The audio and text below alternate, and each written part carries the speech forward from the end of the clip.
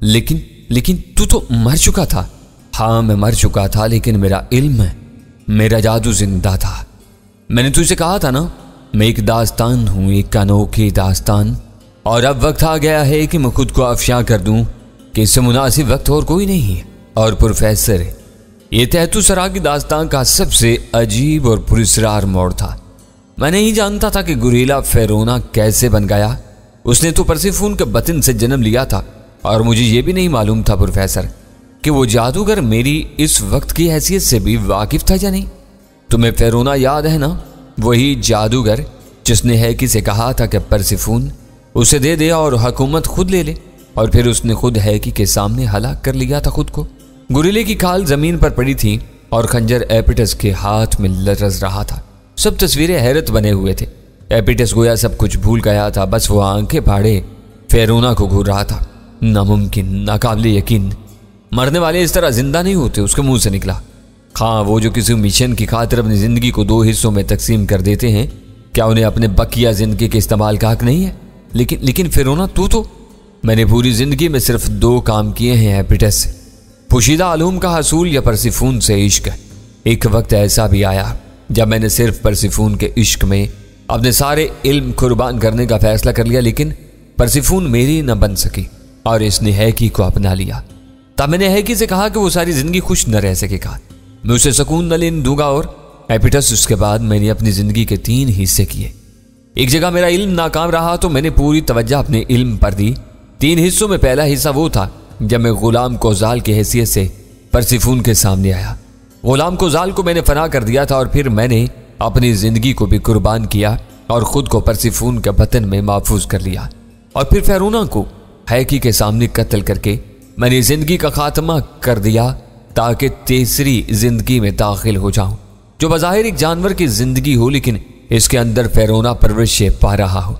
मैंने जानवर का रूप इसलिए इख्तियार किया था एपिटस के सारी साजिशों से महफूज रहूं और दूसरे मेरे लिए साजिशें करते रहें, और इस बार मैं फेरोना की तरह कमजोर नहीं था।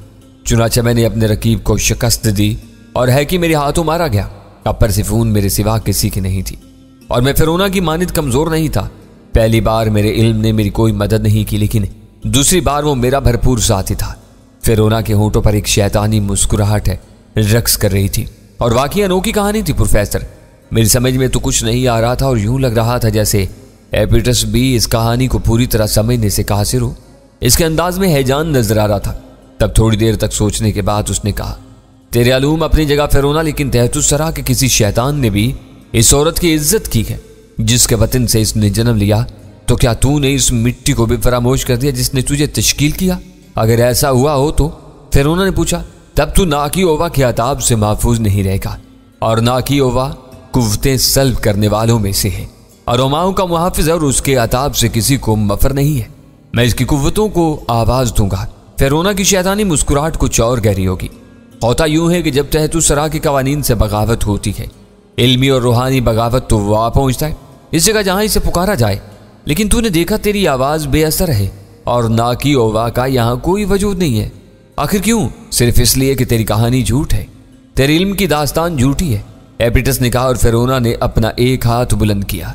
इसके हाथ की 5 उंगलियों से रोशनी फूटने लगी, और उसने अपना हाथ एपिटस की समत कर दिया। एपिटस का बदन थर थर कांपने लगा था, और यूं जैसे फिजाओं की हरारत फना हो गई हो। सख्त ठठरा देने वाली खुनकी पैदा हो गई थी। फेरोना ने एक कहका लगाया और बोला, मेरा इल्म ना कमजोर है ना झूठा, तूने देख लिया, महसूस कर लिया, लेकिन तू बेहद चालाक है, और क्यों ना हो, अरसाए दराज तक तहतुसरा का हुक्मरान जो रहा है। लेकिन एपिटस, ज्यादा बेहतर था कि तू हस्बे मामूल हुक्मरानी करता रहता और मेरे मामलात में दखल न देता। मैंने तेरे दूसरे मामलात में कभी दखल नहीं दिया एबनूस, लेकिन परसिफून मेरी बेटी है और तेरी माँ है। मैं कह चुका हूँ, वह सिर्फ मेरी महबूबा है। मैंने गुलाम कोजाल की हैसियत से इसे हासिल किया, और इसका बतन मेरी औलाद से आबाद हो गया। लेकिन अपने इल्म की मदद से तूने इसके बतन में घर किया। हाँ, लेकिन इसने जिस बच्चे को जन्म दिया वो मैं ना था। हाँ, इस वक्त मैं भी इसके नजदीक था जब मेरी आंखों ने इस बच्चे को देखा, और इसका बच्चा वो मेरी तहवील में था। तूने इसे हलाक कर दिया। नहीं, गुलाम कोजाल को हलाक करके मैंने इसका बदन हासिल किया, लेकिन वो बच्चा मेरी ही औलाद था, इसलिए मैं इसे हलाक क्यों करता? फिर वो कहाँ है? देखना चाहते हो उसे? लेकिन तुम क्या समझते हो मेरी औलाद साहिब इल्म ना होगी?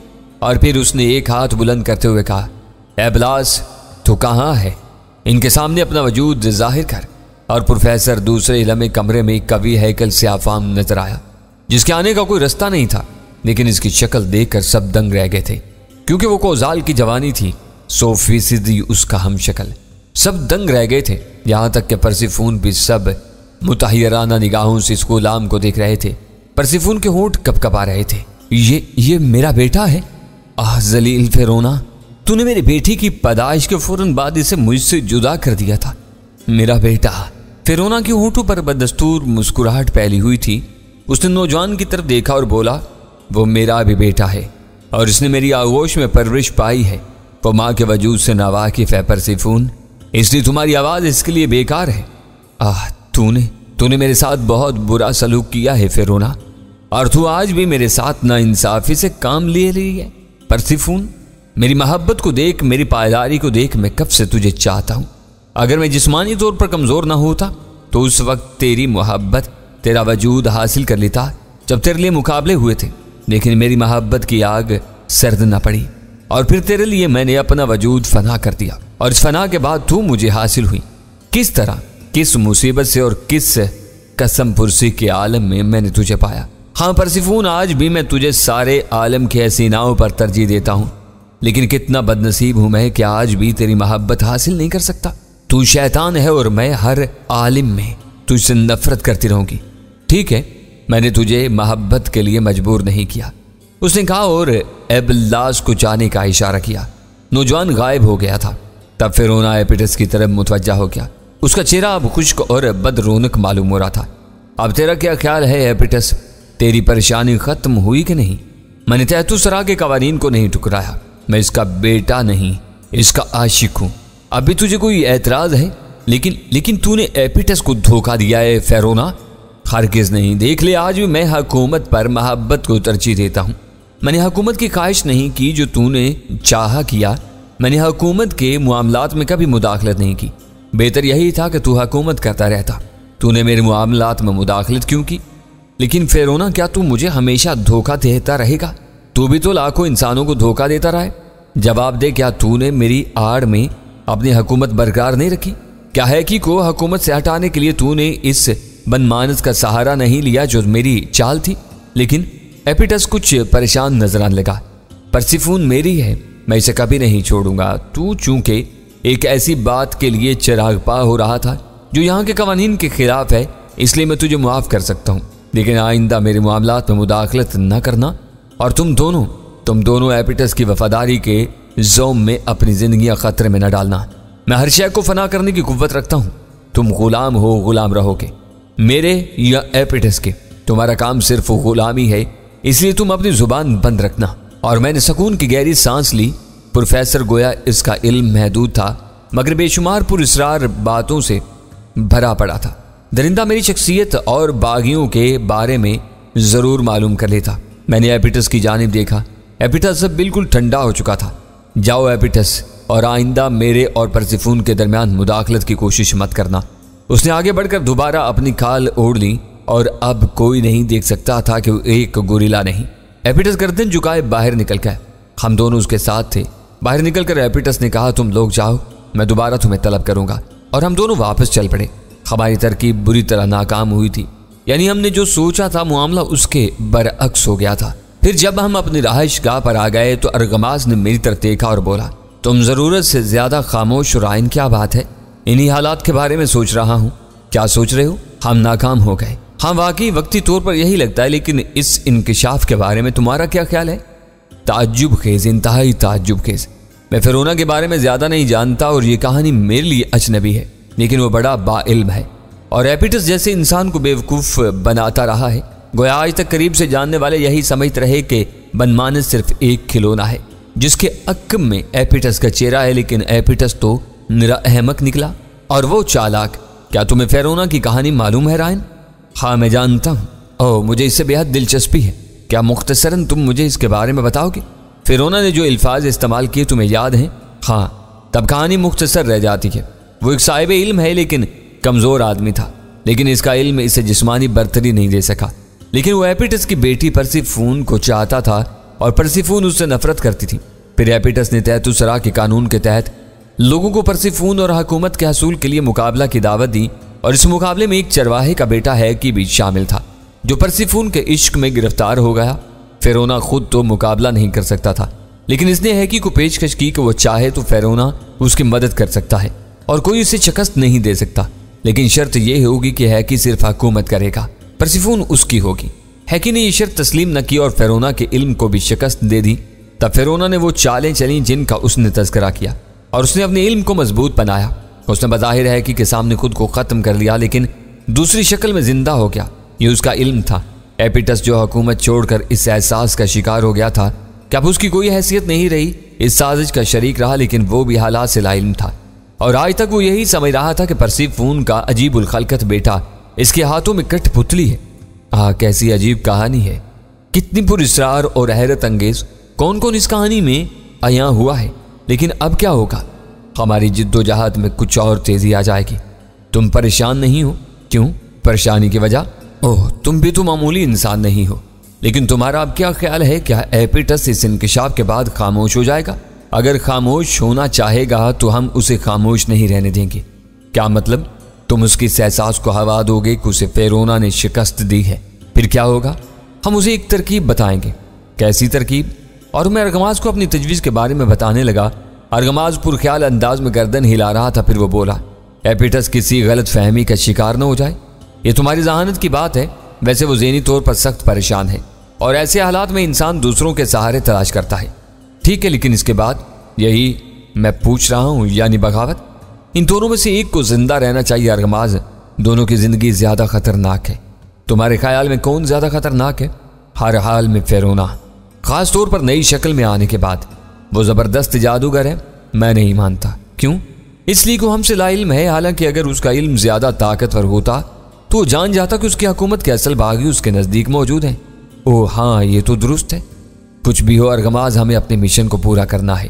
इन दोनों में से किसी की हुकूमत नहीं होना चाहिए और तुम मेरे हमनवा हो। वैसे एपिटस को जबरदस्त शिकस्त हुई है, अब इसकी सोच क्या रुख इख्तियार करती है ये देखना है। और फिर एपिटस के 2 सिपाही हमें बुलाने आ गए। इस खादम को भी तलब किया गया जो एबनूस की ख्वाबगाह पर तैनात था। सिपाही ने खास तौर से कहा और फिर हम दोनों तैयार हो गए। ये भी बेहतर ही हुआ रायन कि तुम मेरे साथ हो। इस तरह मैं भी मुतमईन रहूंगा, लेकिन एपिटस से जो कुछ बातचीत करना है इससे तुम मुतमईन हो? पूरी तरह। बात यह है अरगमास कि हमें हर जुआ खेलना है।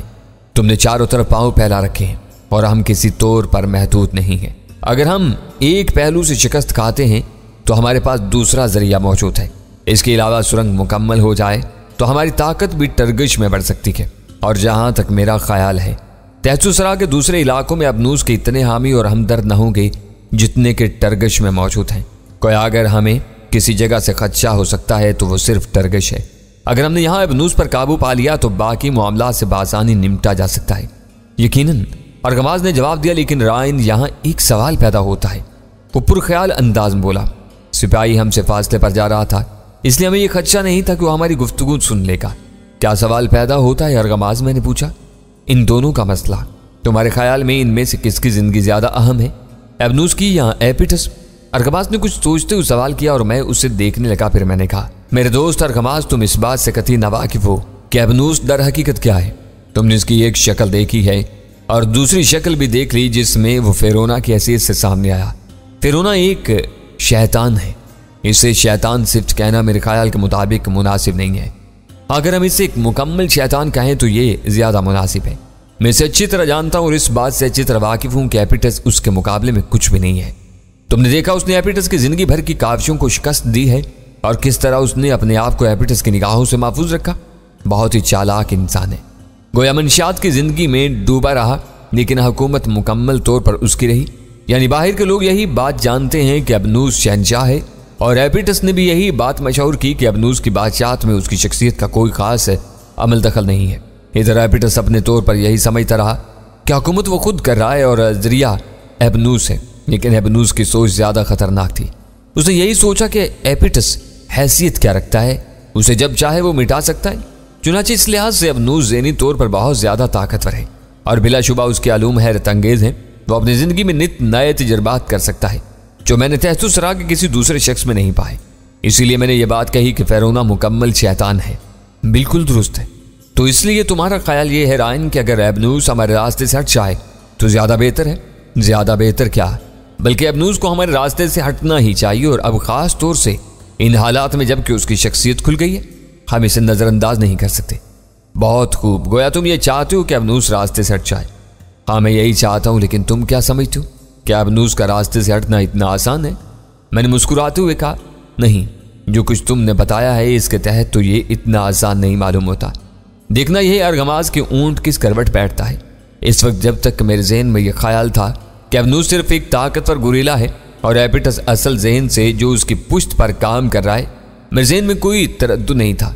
मैं समझता था कि मैं एबनूस को शिकस्त दूंगा, लेकिन जब से मुझे उसकी असलियत मालूम हुई है मेरे जहन में बहुत से ख्यालात हैं। तुम मायूस हो रायन? अर्गमास ने पूछा। नहीं अर्गमास, लेकिन अब मामला बदल गया है। वो बहुत ताकतवर है, ख्वाहिश में कोई शक नहीं है, खासतौर से उसकी आलूम। हमें दुश्मन को नजरअंदाज नहीं करना चाहिए। ये तो ठीक है, फिर अब तुमने क्या सोचा है अर्गमास? मैं भला क्या सोचूं, मैं तो हर हाल में तुम्हारे साथ हूं। अर्गमास ने परेशान लहजे में कहा। तो फिर मैं तुम्हें मशवरा दूंगा कि उलझो नहीं। हर मुश्किल का कोई ना कोई हल जरूर होता है, अगर हल ना हो तो मुश्किल भी नहीं होती। ये तो दुरुस्त है, अर्गमास ने कहा। गुफ्तगू करते हुए हम दोनों महल के दरवाजे में ताकिल हो गए और थोड़ी देर के बाद हम एपिटस के सामने थे। ये वो जगह थी जहां आम लोगों का गुजर नहीं था, यानी एपिटस की वो पोशीदा रहाइश गाह जिसके गिर्द सख्त पैरा रहता था और एपिटस अपने शैतानी कारनामे वहीं बैठकर अंजाम देता था।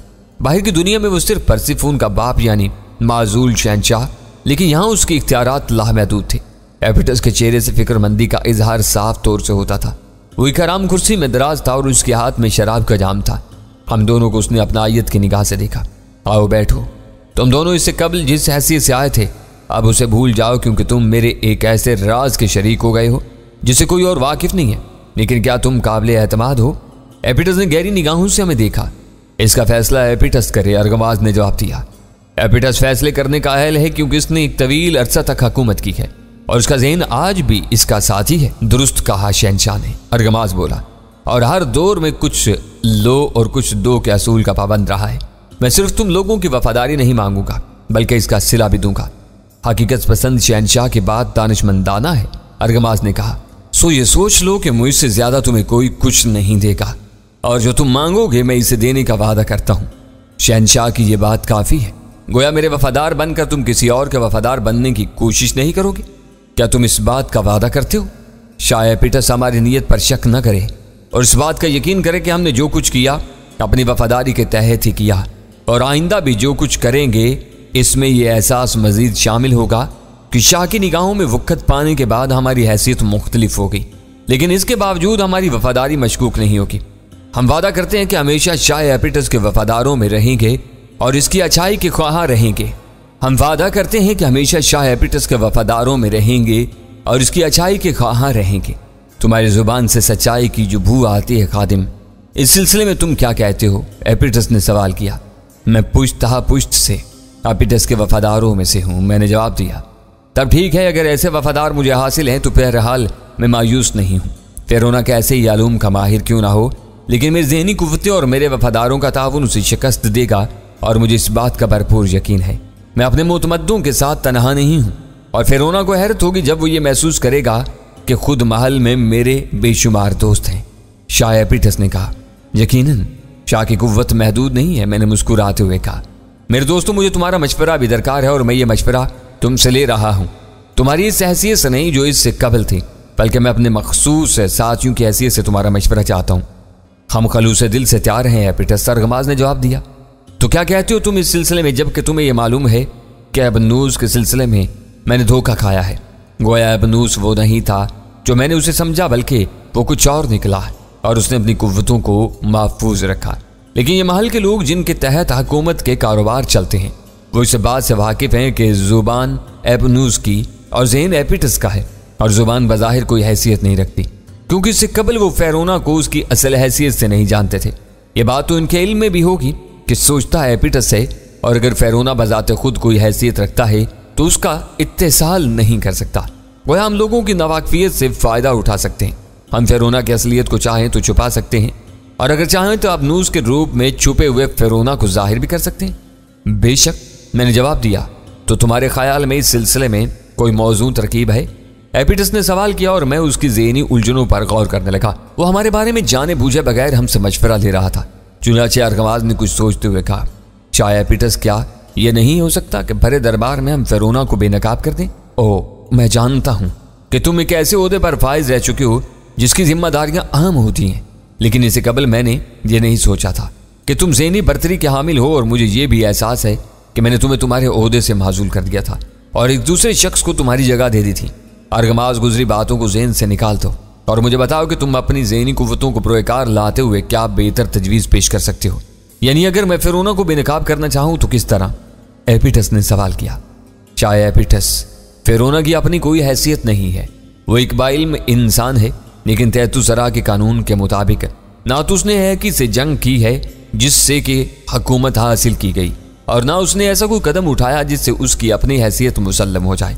अब अगर हम दरबार आम में उसकी शख्सियत को बेनकाब करते हुए कहें कि फेरोना ने अपने इल्म के जरिए उस हस्ती को ख़त्म कर दिया जो हुक्मरान थी, और गुरीले के नकाब में मलफूफ होकर फेरोना ने खुद को हुकूमत का वारिस साबित करने की कोशिश की और हुकूमत पर कब्जा कर बैठा, तो क्या अहले दरबार इसकी हुकूमत को तस्लीम कर लेंगे?